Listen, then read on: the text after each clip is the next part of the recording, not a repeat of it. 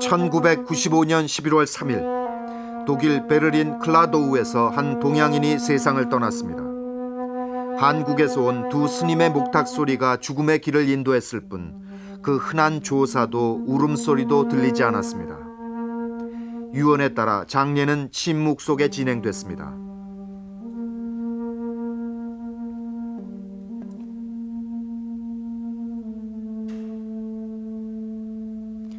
그러나 독일 언론은 다투어 그의 죽음을 애도했습니다.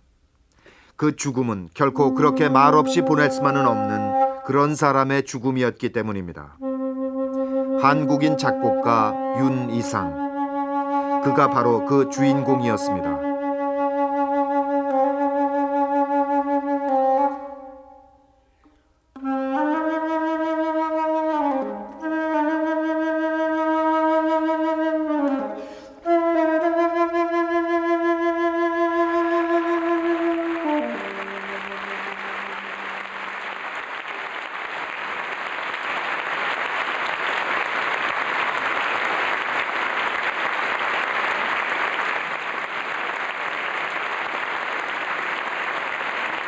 그는 현대음악의 거장이었습니다. 유럽의 음악 사가들은 윤이상의 등장은 세계 음악사의 행운이라고까지 말합니다.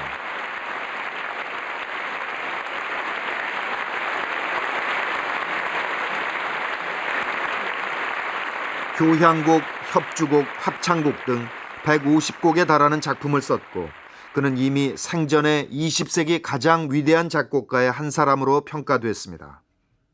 세계 무대는 언제나 그에게 열려 있었고 그를 환영했습니다.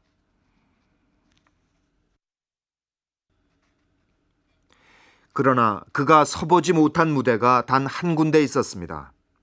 그가 태어나서 자란 곳, 그의 고향에서는 그를 받아들이지 않았습니다. 바다의 파도 소리를 들으면서 자장가 소리를 듣고 자장가 소리처럼 들으면서 고향 땅에 묻히는 것을 그 자기가 소원을 했습니다. 그렇지만 하나의 소원이 지나지 않았습니다.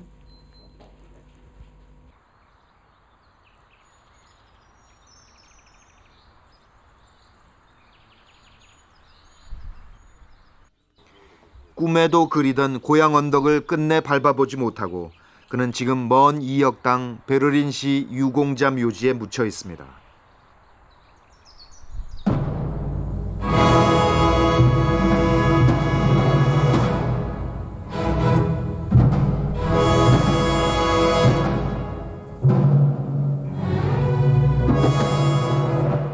(1995년에) 독일의 자르브리켄 방송국에서는 20세기를 이끈 음악가 20인을 선정했습니다. 거기에 동양인으로서는 단 한 사람, 윤이상이 들어있었습니다. 여기 세계 각국에서 만들어낸 음반에서 알 수 있듯이 윤이상은 명실상부하게 세계적인 음악가였습니다. 그런데 그는 그토록 돌아오고 싶어 했던 조국에 죽어서도 돌아오지 못했습니다. 그렇다면 무엇 때문에 그는 조국에 돌아오지 못했던 것일까요? 여기 윤이상이라는 이름, 자랑스러워야 할 그 이름이 우리에겐 오랫동안 낯설거나 또는 두려운 것이었습니다. 이 땅에서 그 이름은 간첩이라는 혹은 빨갱이라는 또 다른 의미가 덧칠되어 있기 때문입니다.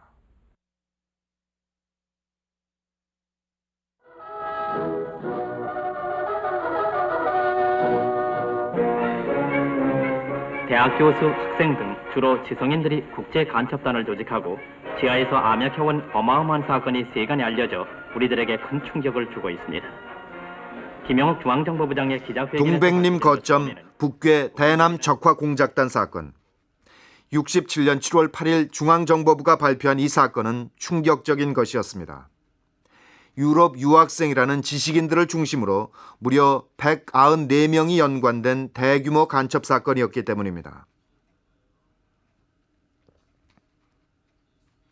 194명 중에 기소된 자는 34명.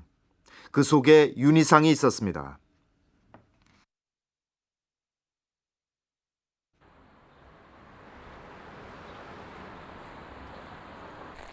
1967년 6월 어느 날 베를린 슈판다우 지역 슈타이거발트가 13번지. 작곡가 윤희상의 집에 아침 일찍 낯선 남자의 전화가 걸려왔습니다. 그 어떤 남자가 전화를 했는데 박정희 대통령의 친서를 가져왔다. 그래서 그거를 받으러 오시오. 그렇게 전화가 왔습니다. 그래서 사보이 호텔에 오라고 해서, 그래도 남편은 대통령의 친서인데 어떻게 집에 가져오라 이렇게 하기는 곤란하죠. 그래서 자신이 가서. 그러나 호텔로 간 윤희상은 돌아오지 않았습니다.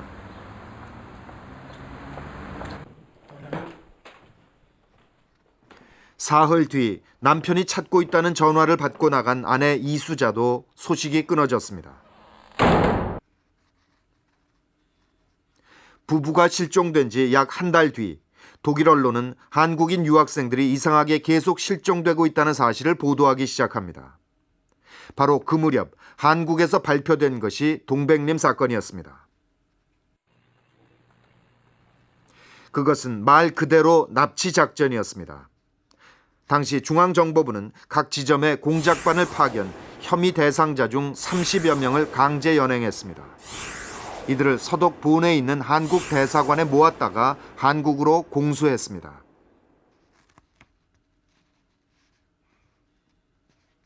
(1956년에) 유학을 떠난 윤희상에게는 11년 만에 돌아온 고국이었습니다.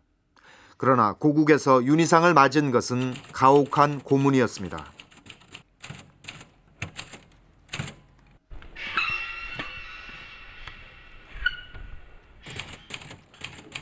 신문자들은 자술서를 요구했습니다.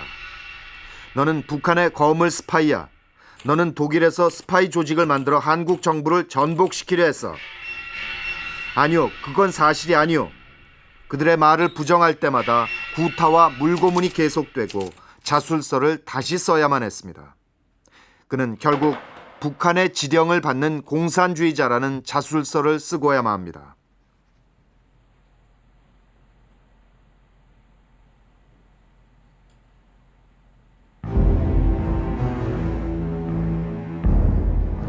고문에 절망한 윤희상은 신문실에 있던 유리 잿더리로 스스로의 머리를 찍어 자살을 시도했습니다. 다행히 자살은 미수에 그쳤지만 그 머리의 상처는 그때 사진 속에 그대로 남았습니다.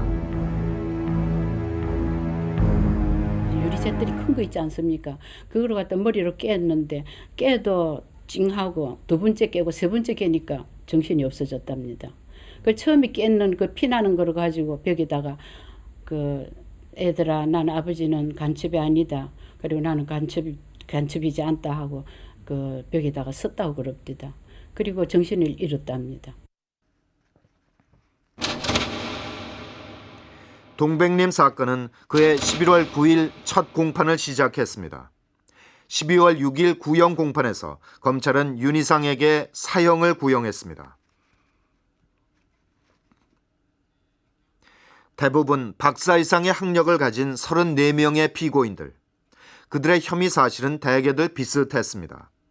북괴와 접선했다. 불법 지역을 내왕했다.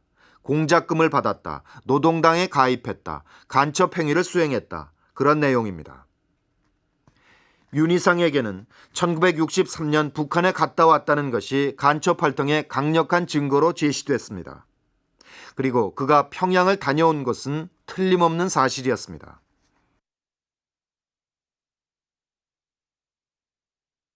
그러한 그 북한 방문을 한 것이 무슨 그 간첩이라든가 소위 이적 목적으로 한 것이 아니고 다른 그 예술가다운 어떤 그 모티브가 있었다 하는 것을 법정에서 진술했습니다. 곱은 그 벽화를 자기가 직접 가서 보면은 자기가 구상하고 있는 그 민족 대서사시 작곡에 큰 그 도움을 얻을 수 있을 것 같았다. 그래서 다녀왔다.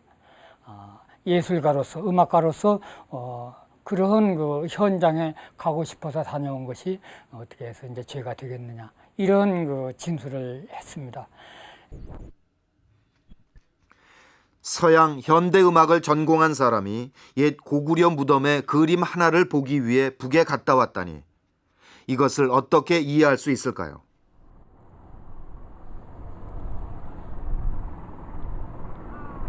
경상남도 통영시, 이 아름다운 해안 도시가 바로 윤희상의 고향입니다.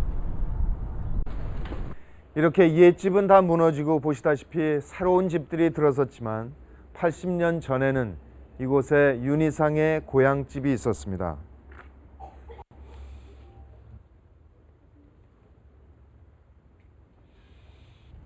바로 이 집이 그 자리입니다. 예전에는 바닷물이 이 집 앞까지 들어왔었다고 합니다. 몰락한 선비의 집안이라 가난했지만 대신에 그는 이 집안에서 파도 소리, 바람 소리, 그리고 뱃사람들의 노랫소리, 또 무당들의 황홀한 굿장단을 들으며 자랄 수 있었습니다.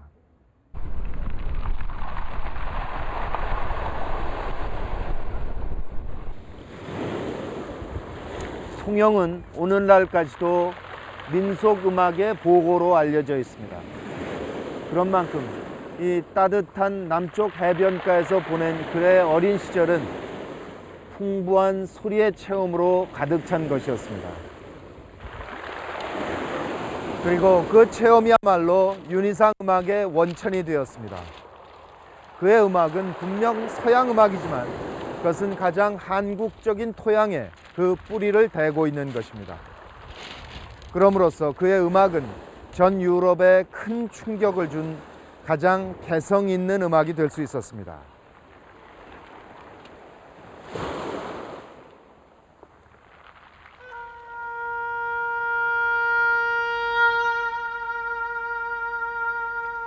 유럽 현대음악계에 윤희상의 이름이 혜성과 같이 등장한 것은 1959년 다름슈타트 현대음악제에서였습니다. 서베르린 음악대학 졸업을 앞두고 이곳에서 초연된 그의 작품 7악기를 위한 음악이 큰 성공을 거두었기 때문입니다. 이것을 계기로 그는 독일에 계속 머물며 국제적인 활동을 하게 됩니다.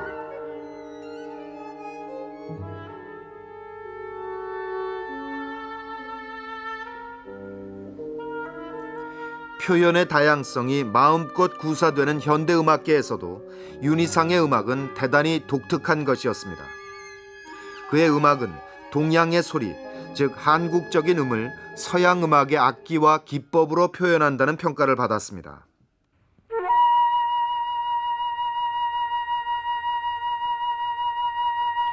윤희상이 작곡한 플룻 연습곡과 우리 전통 악기인 대금 연주곡을 비교해보면 그 특성을 비교적 분명하게 알 수 있습니다.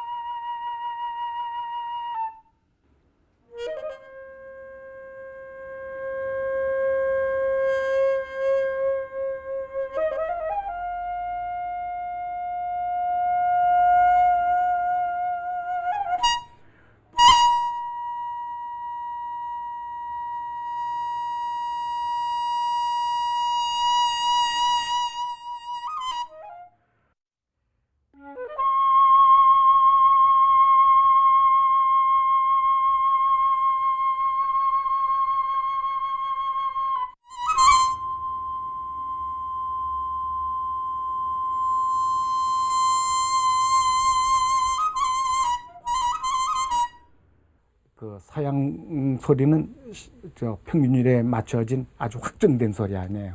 그래서 소리를 때리면은 피아노를 때리면은 정확한 높이에 정확한 소리 하나만 나요. 그런데 우리나라 그 가야금이나 검은거나 이런 데서 울리는 소리를 보면 그 소리 하나가 그 굉장히 여러 개의 얼굴로 표현이 돼요. 소리가 끌어올린다든가 끌어내린다든가 농연을 많이 갖는다든가 일정한 높이가 아니라든가 이렇게 그런 형태를 그 서양 악기를 통해서 서양 사람들의 표현 방법으로 했기 때문에 그 윤 선생님의 그 정체성이라고 그럴까 한국 사람으로서의 그게 강렬했던 것 같아요.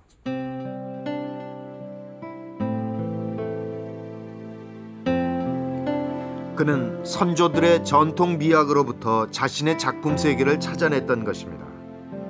몸은 이역에 살았으나 그의 음악과 삶이 민족과 분리될 수 없었던 근본적인 이유가 여기 있었던 것입니다. 그래서 그의 집에는 그에게 작곡에 영감을 주는 한국적인 물건들로 가득합니다. 그 속에 강서 고분에 있는 고구려 벽화 사신도가 있습니다. 그 그림은 1960년대 초부터 그를 매혹시켜온 주제였습니다. 지금 현대음악 자기가 쓰는 그것이 그거하고 아주 일치합니다. 그러니까 자기는 항상 그렇게 생각해요. 어떻게 1400년 전의 작품인데 오늘날 현대음악이 이렇게도 같을 수가 있는가. 그렇게 항상 반복을 했습니다. 그거 보면 시공을 초월하고 있어요. 그러니 그 사신도에 대한 남편의 집착은 이루 말할 수가 없었습니다. 저 백화야말로 내 평생에 있어서 그 운명적으로 저하고 깊은 관계가 있습니다. 우리 가서 뒷날 그는 KBS 취재팀을 만났을 때 사신도가 함축하고 있는 도가 사상의 내용을 직접 설명하기도 했습니다. 사실은 내가 이 그림을 보러 가기 위해서 봤기 때문에 1963년입니까? 이북에서 돌아오고 나서 그 소위 동문염 사건이라 하는 게 생겨서 이 그림 때문에 사실 사형 죽음의 문 앞까지 갔다가 돌아온 사람입니다. 네. 이것은 보는 위치에 따라서, 보는 사람에 따라서, 또 비치는 광선에 따라서, 다 각도에 따라서, 보는 각도에 따라서 이 동물이 때로는 백호로 보이기도 하고, 때로는 청룡으로 보이기도 하고, 때로는 봉황으로 보이기도 하고, 그렇게 됩니다. 그러나 때로는 또 네 마리가 다 합치가 돼가지고 서로가 서로를 움직이면서 싸우는 것 같으면서도 조화를 이루면서 균형을 취하면서, 그래서 전 여기 조그마한 그 고분 속에 있는 그 이 한 마리가 이 우주의 조화하고 통하는 그러한 그 깊은 내용을 가지고 있습니다. 사신도, 그것은 윤희상에게 자신의 음악 철학을 형상으로 구현하고 있는 그림이었습니다. 그러나 그 그림을 실물로 보고자 했던 그의 예술가적 욕망은 당시의 반공법에 따라 간첩이란 이름으로 처형됩니다. 동백림 사건의 재판이 한창 진행 중이던 그때 윤희상은 이곳 서대문 교도소에 이런 독방에 갇혀 있었습니다. 고문으로 온몸은 만신창이었고 검찰은 그에게 사형을 구형했습니다. 몇 번이나 심장 발작이 와서 윤희상은 자신이 곧 죽을 것이라 생각했습니다. 그러나 이런 감방도 그의 정신만은 가둘 수가 없었습니다. 그는 훗날에 그 시절에도 종종 자신은 행복하기조차 했었다, 이렇게 회고했습니다. 그 고통스러운 시절에 무엇이 그를 행복하게 만들어줄 수 있었던 것일까요? 그는 언제나 마음속에서 우러나오는 음악을 듣고 있었다고 합니다. 그 음악을 들으면서 고통도 절망도 잊을 수가 있었고 투옥 기간 동안에도 끊임없이 작곡을 할 수 있었던 것입니다.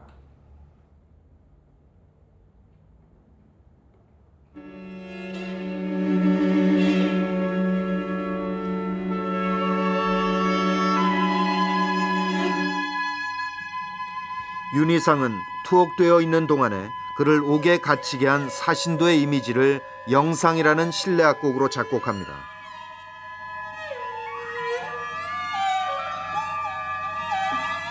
이 곡에서 4개의 악기는 하나가 전체가 되고 전체가 하나가 되는 도가 철학을 음악으로 다시 재현하고 있습니다.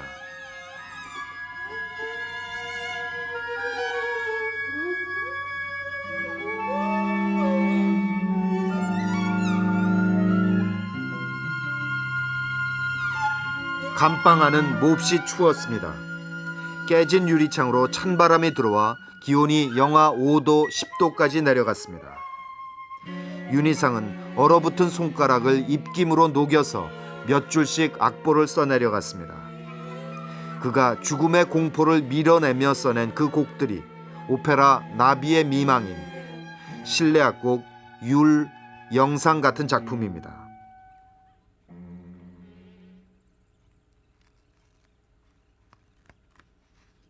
공연 일자가 긴박하니 검열이 끝나는 대로 가족에게 빨리 전달해 줄 것. 나비의 미망인 악보에는 그때 구치소에서 그가 붙여 쓴 메모가 아직 남아 있습니다. 이 악보는 그해 겨울 집행유예로 먼저 풀려난 이수자에게 전달되었고 이듬해 2월 뉘른베르크 오페라 극장에서 초연됐습니다. Ja, das war das für mich kalt und ich war von Herzkrankheit so geschwollen und alles. Aber trotzdem, das war einzige Trost oder einzige Rettung für meine Seele, diese Noten zu schreiben. Durch Noten komme ich dann in eine andere Welt, durch Musik.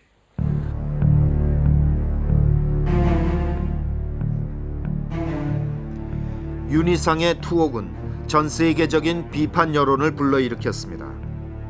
그의 구명을 위해서 음악가들은 무상으로 연주회를 열었고 많은 교회와 단체에서 기부금을 모았습니다.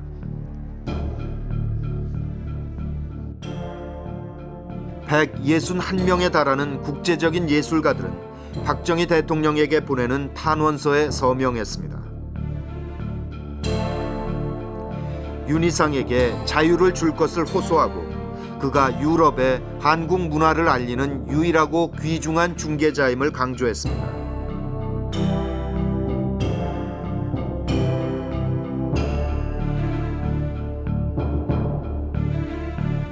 Koreanische Geheimdienst, KCA, hatte nicht bedacht, dass man einen Komponisten, der schon viele Werke veröffentlicht hat, nicht totschweigen kann.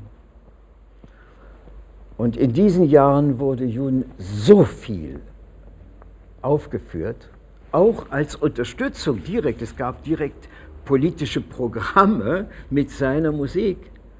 Und in jedes dieser Konzerte war ein Appell an den KCA. 국제적인 여론의 압박에 못 이겨 1심 공판 후 윤희상은 병원으로 옮겨졌습니다. 당시에 물론 독일이 이렇게 분단이 되어 있었고 벨린도 둘로 나눠져 있었지만은 그 장벽이라든가 왕래 금지의 어떤 그 정도 인식이 국내에 무슨 휴전선이나 어디 평양 들어가는 거하고는 비교할 수가 없는 그런 그 자유스러운 왕래가 돼 있었죠. 그래서 우리 본인 피고인들도 그렇고 그 변호인단의 대부분은 그런 유럽 사회에서의 그 어떤 특수한 사정, 특수한 분위기, 또 이 사람들의 어떤 특수한 동기를 문제 삼아 가지고 모두 이제 무죄의 항변을 했지만은 그것이 거의 받아들여지지 아니하고. 윤희상은 1심에서 무기징역을, 2심에서 15년형을, 해를 넘긴 3심 공판에서는 10년형을 언도받습니다. 1969년 2월 말 그는 마침내 대통령의 특별 사면으로 석방됩니다. 그리고 그 다음 해까지 동백림 사건 관련자는 전원이 흐지부지 석방되고 맙니다. 동백림 사건이 터진 그 시기는 국회의원 총선거 직후였습니다.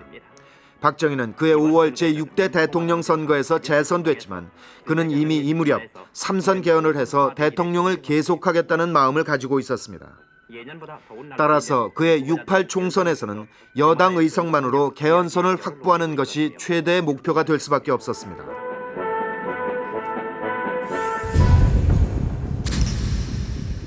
이 선거는 3.15 부정선거 이래 최대의 부정선거로 역사에 기록됩니다. 예상대로 공화당은 압승을 거두었지만 사상 유례 없는 부정선거에 국민들의 분노는 뜨거웠습니다. 부정선거 규탄 시위가 학원가 전체로 퍼져나가고 있던 시기, 바로 그때 발표된 것이 동백림 사건이었습니다. 이 사건이 터진 다음 시위로 들끓던 사회 분위기는 빠른 속도로 가라앉았습니다. 6.8 부정선거라는 것은 지금으로서 봐서는 상상도 할 수 없는 선거였습니다. 아마 그런 부정선거 지금 벌어졌으면 아마 견디지 못했을 겁니다. 청와대가 점령당하거나 그랬을 겁니다. 그래서 이제 그것을 관심을 다른 쪽으로 돌리기 위해서 벌린 사건이죠. 그건 뭐 김영호 부장의 생전에 바로 그런 것 때문에 자기가 역사와 국민 앞에 죄송스럽게 생각한다 하는 것을 누누이 고백했습니다.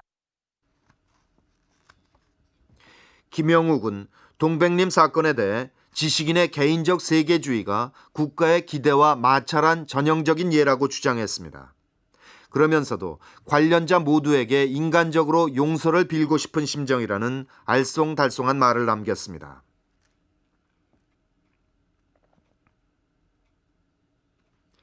(1971년) 윤희상은 대한민국 국민의 자격을 버리고 독일 국적을 갖습니다. 조국으로부터 자신을 보호하기 위해서 조국의 국적을 떠난 것이었습니다. 동백림 사건에 큰 난관을 겪고 돌아올 때 김형욱 정보부장이 아주 협박했습니다. 그러면서 앞으로 만약 이런 일이 있든지 하면 당신은 살아나지 못할 기라고 그렇게 말하고, 또 일주일에 한 번씩 당신의 움직이는 상태를 일기 쓰듯이 써서 보고하시오, 그렇게 말했습니다. 동백림 사건의 체험은 윤희상의 삶과 음악에 커다란 지각 변동을 일으켰습니다. 그것은 인간을 억압하는 모든 불의에 대한 분노로 나타납니다.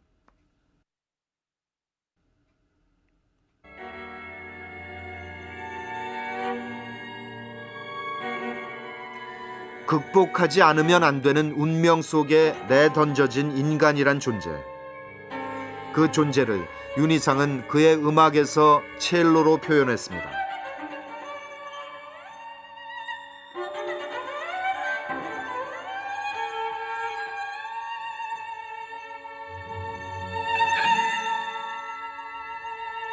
지금 듣고 계신 음악은 윤희상의 첼로 협주곡입니다. 이 음악에는 동백림 사건에서의 옥중 체험이 그대로 녹아 있습니다.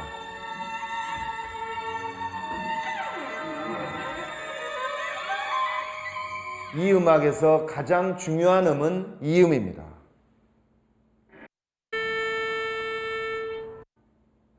A음이죠.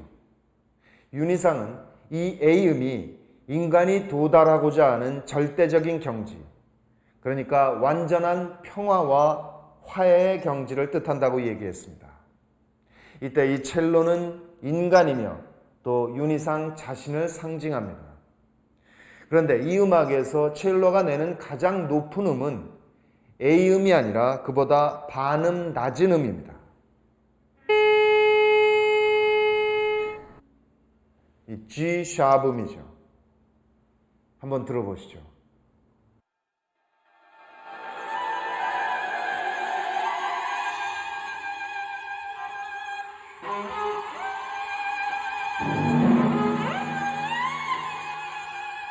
첼로는 A음에 다가가기 위해서 몸부림칩니다.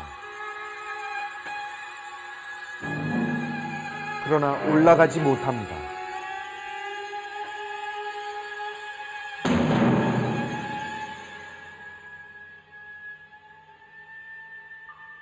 첼로는 죽고 그 뒤에 트럼펫의 끝없는 A음만 남습니다.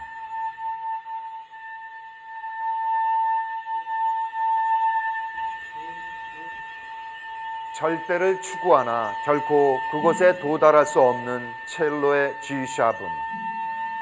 그것은 이렇게도 얘기할 수 있을 것입니다.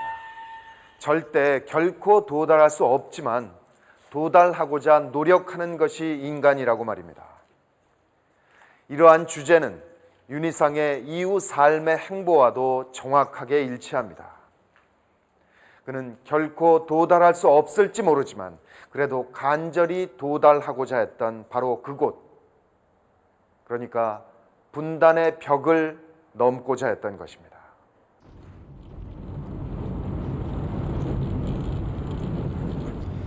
윤희상은 동백림 사건 이전까지 이렇다 할 정치적인 일을 한 적이 없었습니다. 그러나 7년 후 일본 도쿄에 나타난 윤희상은 이전과는 전혀 다른 모습이었습니다. 이날 기자회견에서 윤희상은 동백림 사건 때 납치되고 고문받은 사실을 7년 만에 처음으로 폭로합니다. 내가 7년 만에 그간 침묵을 왔는데 이제는 말을 해야 되겠다 라고 김대중 사건에 충격을 받고 그렇게 생각했다. 내가 입을 다물고 있는 것은 역사에 죄를 짓는 것이 되지 않느냐 라는 생각을 자기는 했다. 그래서 자기는 지금까지 그런 침묵을 깨고 사실을 사실대로 밝히고 김대중 씨 구출운동과 민주화 운동에 동참하기로 나는 그렇게 결심을 하고 동경에 왔습니다.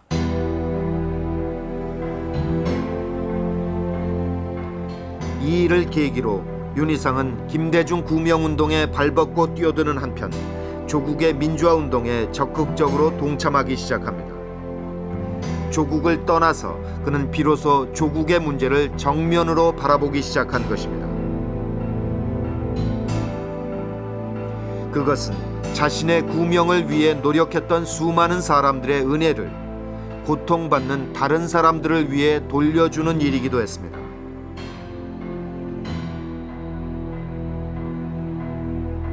도쿄 우에노 이케노하다 문화센터에서 열리는 해외 한국 77년 8월 도쿄 이케노하다 문화센터에서는 범해외 반독재 민주화운동 연합체인 한국민주민족통일해외연합이 결성됐습니다.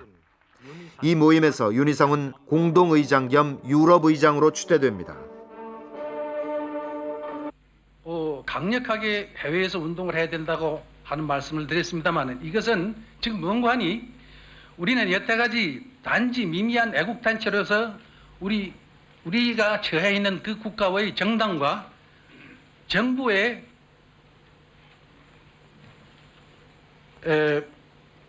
협력을 요하고 호소하고 하는데 너무 우리 자체가 미약했다는 것입니다.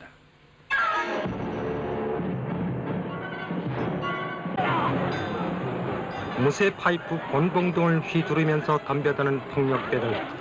그러나 이 대회는 동원된 폭력배들의 난동으로 얼룩졌습니다. 그것은 그가 가고자 하는 길이 얼마나 험난한 길인지를 미리 알려주는 듯 했습니다.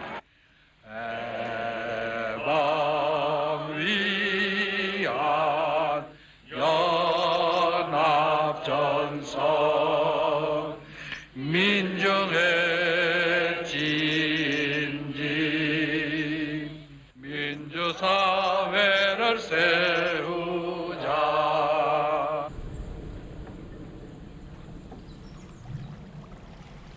윤희상의 음악 세계도 변모해 갔습니다. 그는 이렇게 말합니다. 작곡가는 비단 예술가일 뿐만 아니라 동시에 세계 속의 한 인간이다.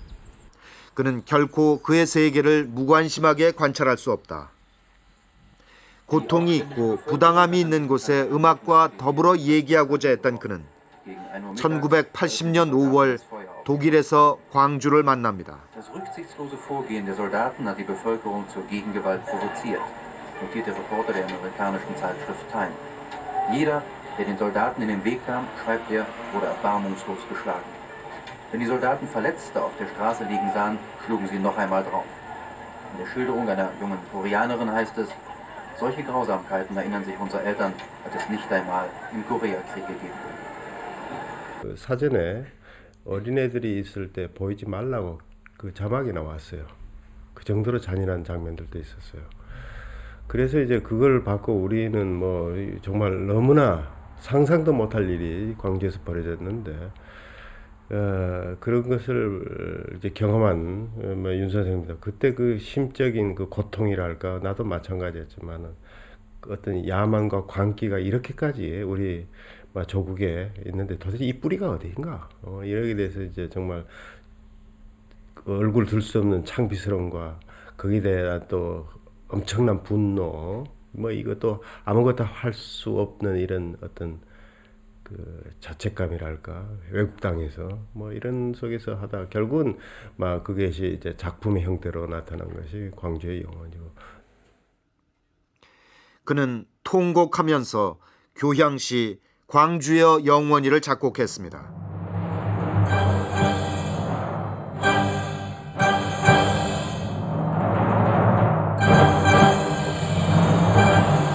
그것은 항쟁과 학살에 대한 음악적 기록 보고이며 한국의 민주주의와 정의와 해방을 위해 계속 투쟁할 것을 호소하는 음악이었습니다.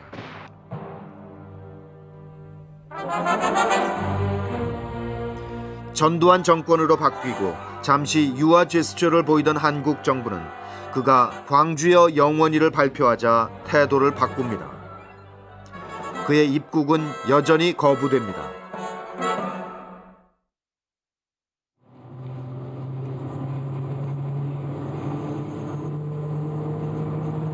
Die Waffenstillstandslinie von Panmunjom nicht anerkannte, sondern sagte, ganz Korea ist meine Heimat.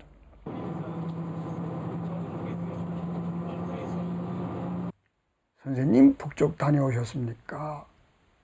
그랬더니 난 북쪽에 다녀오지 않았는데. 그래요? 그럼 어딜 다녀오셨습니까? 했더니 고향 갔다 왔지.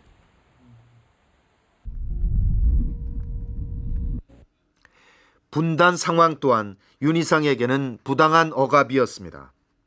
그에게는 남쪽도 북쪽도 다 고향이어야 했습니다.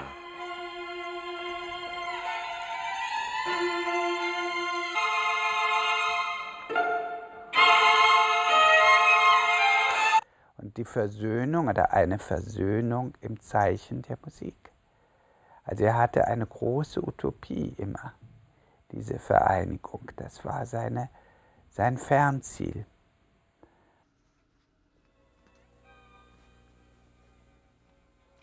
그러나 분단을 넘어서려는 그의 노력은 정치적인 이유 때문인지 남북에서 전혀 다른 반응을 불러왔습니다. 북은 79년 윤희상 음악연구소를 설립하며 그를 반겼습니다. 그러나 남은 그에게 냉담했습니다. 북은 민족적인 전통을 현대음악에 접목시킨 윤희상의 업적을 높이 평가했습니다. 그러나 남은 윤희상의 입국을 금지시켰습니다.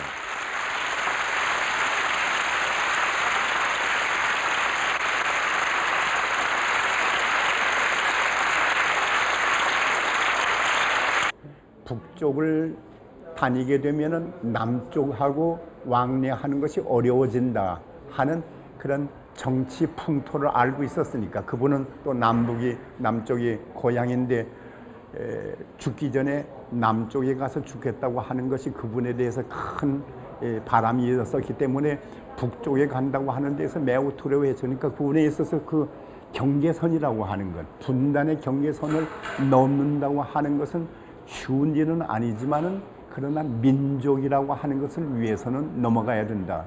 그렇게 그분은 생각했으리라고 생각합니다. 88년 그는 남북 음악 축전으로 다시 한번 그 경계를 넘고자 했습니다. 예, 우리가 여태까지 경험한 바에 의하면 남북이 각각 다 통일을 주장하고 또 화해를 주장하면서도 정치적인 협상이 조금 더 진전이 없었습니다. 이것은 양쪽 정부의 각자의 그 사정과 각자의 주장이 상치되기 때문에 그렇지 않은가 싶고 언젠가는 자꾸 접근하겠지만은 그 시기가 상당히 오래 걸릴 거라고 생각해서 나는 몇 해 전부터 그런 시기를 이용해서 먼저 예술이 남북을 접근시킬 수 있는 큰 역할을 할 수 있지 않은가 이렇게 생각했습니다.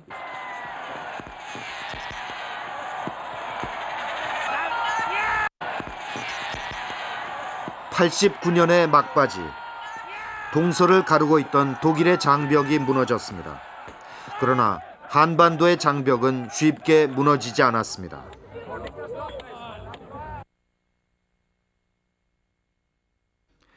남쪽에서는 여전히 윤희상이 요구하는 조건 없는 귀국을 허락하지 않았습니다. 남북 음악 축전도 무산되는 듯 보였습니다. 그러나 윤희상의 노력은 뜻밖의 결과를 끌어냅니다.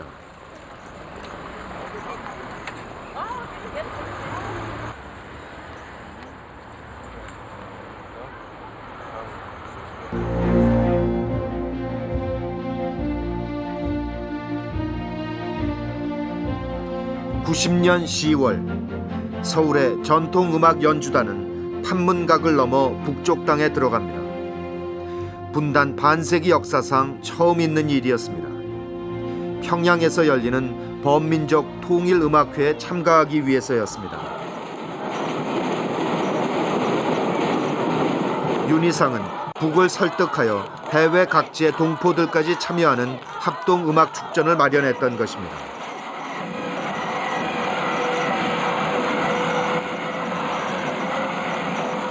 그러나 평양의 4.25 문화회관, 그 드넓은 공연장 안을 가득 메운 것은 그 무엇보다 남과 북이 함께 만나는 감격이었습니다. 지역음악가협회 이름입니다.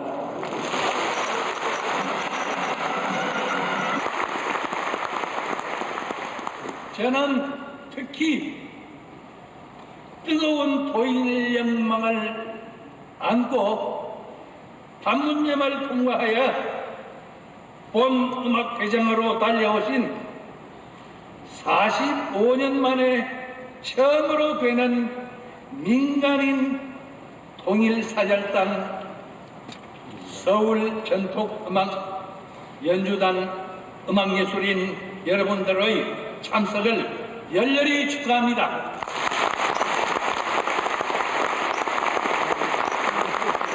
그 옥류관이라고 하는 데서 그 환영연이 열렸거든요.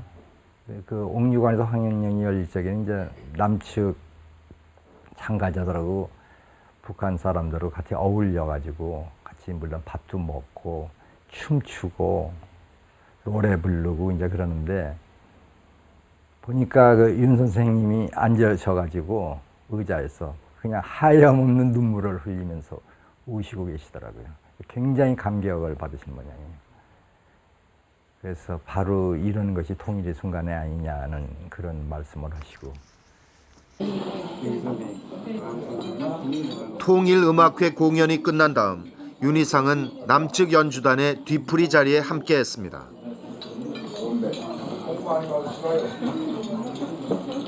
이번 이 음악회는 말이 통일이란 말이 있는 곡조도 있고 없는 곡조도 있지만 전부가 다 통일에 연결되는 음악들입니다. 예를 들어서 우리는 하나, 우리는 하나, 우리는 하나, 하나. 3번 들으면 지리하고 5번 들으면 지리하지만 7번, 8번 들으니까 흥미롭고 10번, 20번 들으니까 가슴이 맺히고 마지막에는 울고 싶단 말이지. 여러 선생님들은 하나하나가 음악을 통해서 통일에 대한 기수들입니다. 이것을 절대로 잊지 마십시오.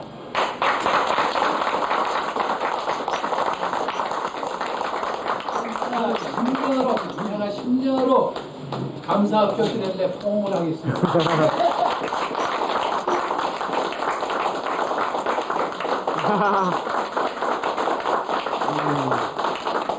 오늘 저녁에 그 창은 나를 울렸습니다.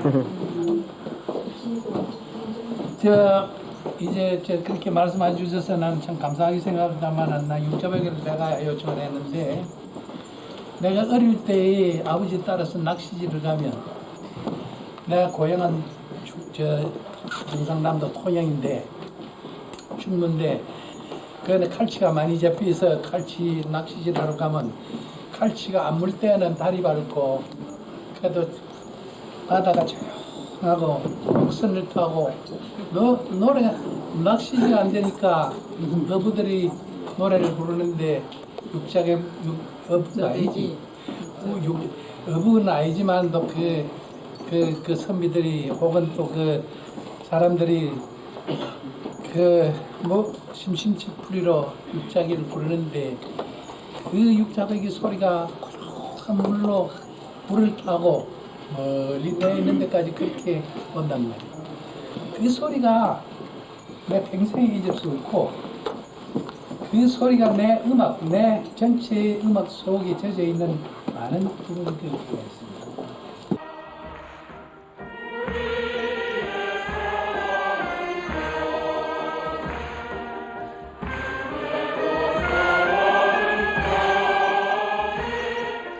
그해 12월 8일에는 북한 연주단들이 대한민국 서울을 찾아와 송년음악회에 참석했습니다. 연주장이 온통 떠나가도록 우리의 소원은 통일을 함께 불렀습니다. 그러나 이때에도 윤희상은 이곳에 올 수 없었습니다.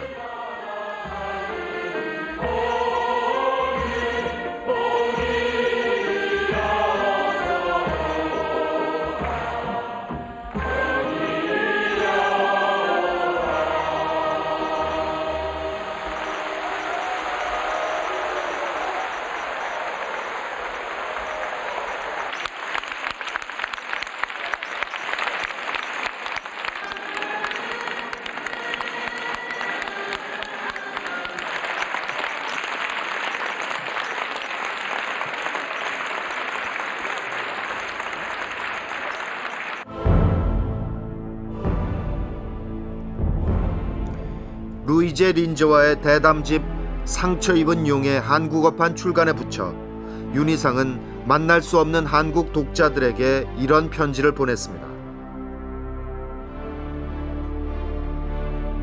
정치 이데올로기는 길게 보면 화렵수처럼 계절에 따라 무성하고 착색되고 낙엽이 지는 것이지만 민족은 창공처럼 엄숙하고 영원한 것이다.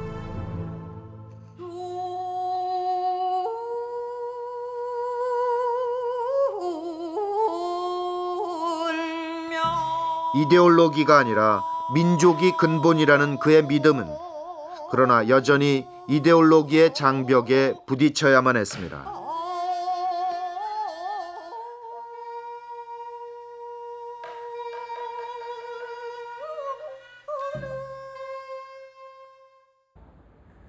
(1994년은) 윤희상에게 있어서 특별한 한 해였습니다. 그해 마침내 대한민국에서도 윤희상의 음악이 대규모로 소개되는 음악 축제가 열리게 되었기 때문입니다. 바로 이곳 예술의 전당이 그 무대였습니다. 음악 축제와 함께 그 주인공인 윤희상 또한 당국의 허가를 얻어 귀국할 예정이었습니다. 그것은 고향을 떠난 지 38년 만에 이루어지는 고향 방문이었습니다. 예정대로라면 그해 9월에 우리는 그 저명한 음악가를 이 무대에서 만날 수 있었습니다. 그렇지만 여전히 우리는 그를 만날 수가 없었습니다. 그는 그 음악 축제에 자신의 목소리가 담긴 테이프 하나만을 보내왔을 뿐입니다. 나의 고국의 형제자매 여러분, 나 윤희상은 귀국의 순간을 앞두고 병원에 입원하지 않을 수 없게 되었습니다. 내가 그리던 고향 땅을 38년 기다렸으나 이번에 또다시 밟지 못하게 된 사정을 슬픔과 착잡한 심정으로 이 음성이나마 인사 말씀을 보냅니다. 94년 예음문화재단에서 윤희상 음악제를 추진할 때 윤희상은 희망에 가득 차 있었습니다. 그 무렵 그는 고국의 흙을 만질 기대에 부풀어 이렇게 말합니다. 그때 흙 가까이 입을 대고 나는 이렇게 말할 것이다. 나는 당신을 사랑합니다. 나의 충성은 변함없습니다.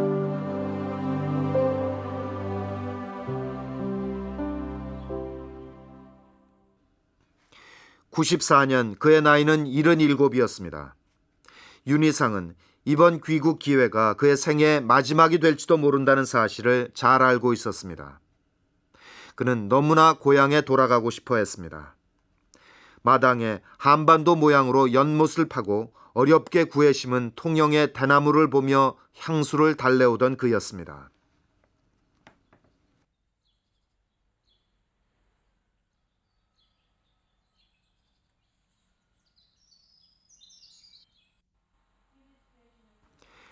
방에는 오래된 옛 통영 시가 사진을 애지중지 걸어두었습니다. 사진 속의 그곳에 돌아가 평생 돌보지 못한 고향 선조들의 묘 앞에 향을 피우고 무릎을 꿇는 것. 그것이 노년의 윤희상이 자신을 위해 꼽은 가장 큰 소망이었습니다. 고향에 보다 가까이 가고 싶어 일본에서 배를 빌려 무작정 통영 쪽으로 나아간 적도 있었습니다. 그러니까 이제 그 통영 바다가 보일 듯하다. 이렇게 한참 나가서 난 배머리가 돼서 조금 누워 있었는데 윤 선생님이 계속 이 낚시를 하시면서 일어나 보라고. 그래서 제가 일어나 보니까 그 앞바다가 그쪽이 통영 바다다. 이렇게 해서 자기는 저 오데세와 같이 고향의 들이를 만날이 빈빈 돌면서 그러나 고향에 가지 못하고 이렇게 신세로 지내고 있다고.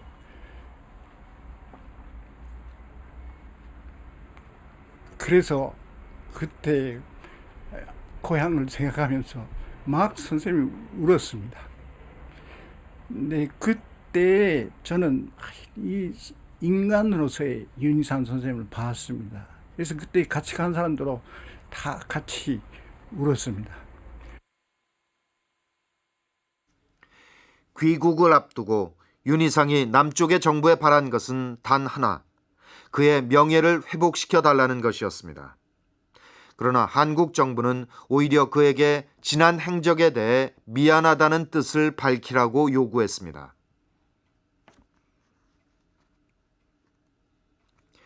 윤희상은 그런 요구를 받아들일 수 없었습니다.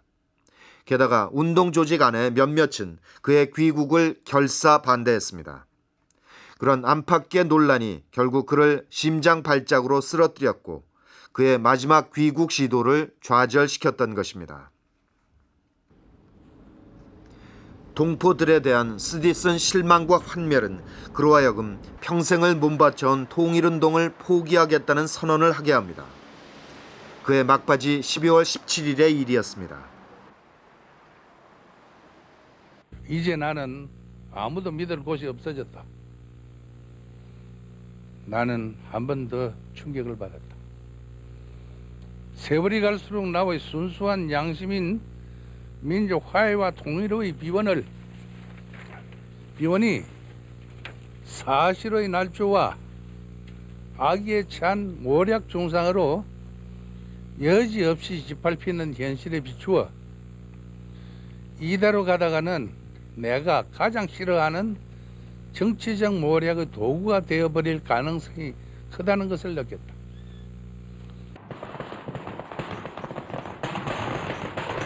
그러나 윤희상은 부조리한 현실로부터 눈을 돌리지 못했습니다. 90년대 초 이른바 분신 정국 시기, 민주화와 민족 통일운동의 열기가 속으로 끓어오를 때 민족의 운명을 열어가기 위해서 스스로 몸에 불을 붙인 젊은이들이 20여 명.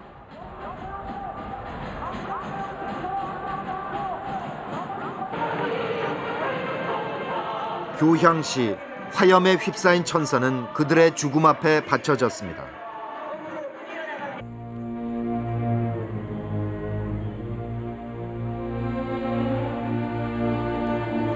이 작품에 대해 윤희상은 이렇게 말합니다. 나의 염원은 그들의 행동을 나의 음악을 통해 기념하여 보여주는 것. 그래야만 나의 양심이 편해질 것이기 때문이다. 이것이 내가 나의 동포를 위하여 쓴 최후의 관현악곡이 될 것이다.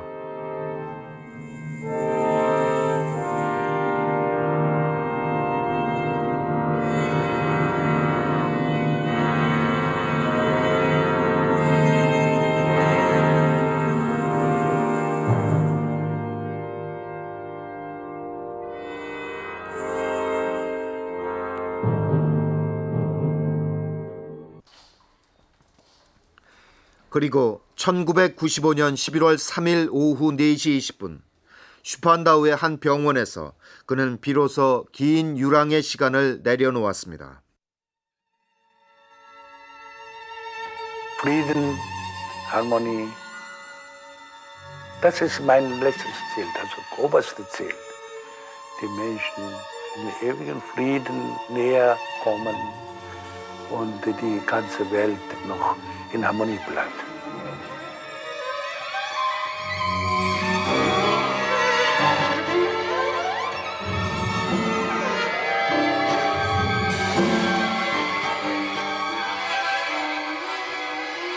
그의 영혼은 이제 비로소 그를 둘러싼 모든 속박을 끊고 고향으로 날아갔을 것입니다. G 샤브음의 한계를 넘어 천상의 소리 A음을 향하여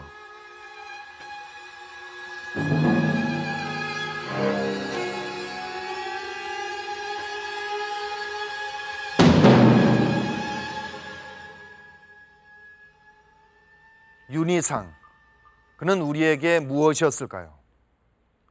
예술 작품에서나 있을 수 있는 완전한 평화와 화합을 삶 속에서 실천하고자 했던 이상주의자였던 것일까요?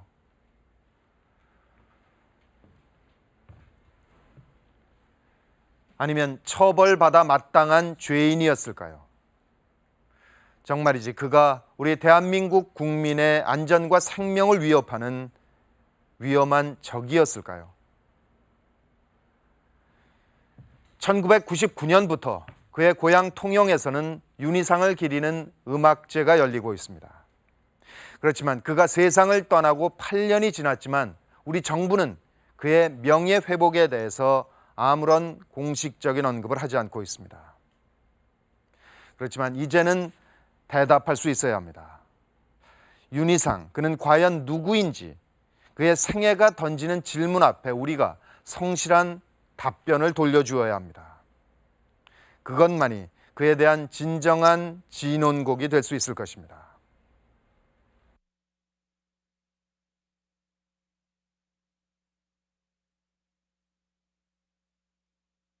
남편이 정말로 민족의 아들로서 큰일을 하고 가는 사람인데 아직도 반한 인사로서 낙연찍 기가 있고 아직도 받아들이지 않고 그리고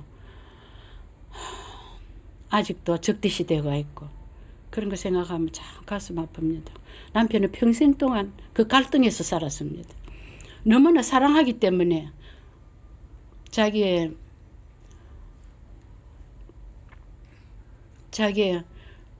모든 것을 거기에 다 바쳤습니다. 설령 한국 정부에서 욕을 얻어먹고 먹는 일이 있더라도 자기의 모든 것을 다 바쳤습니다. 저는 백님의 집이 아직도 그대로 있습니다.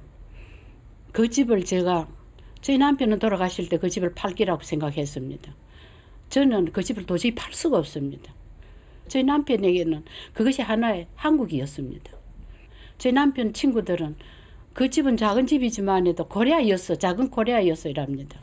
그래서 그걸 팔아넘길 수가 없습니다. 그래서 집을 빼앗놓고 지금 거의 10년 가까이 지금 공백으로 있습니다. 저는 그 집을 언제까지 거머쥐고 있을란지 모르겠습니다.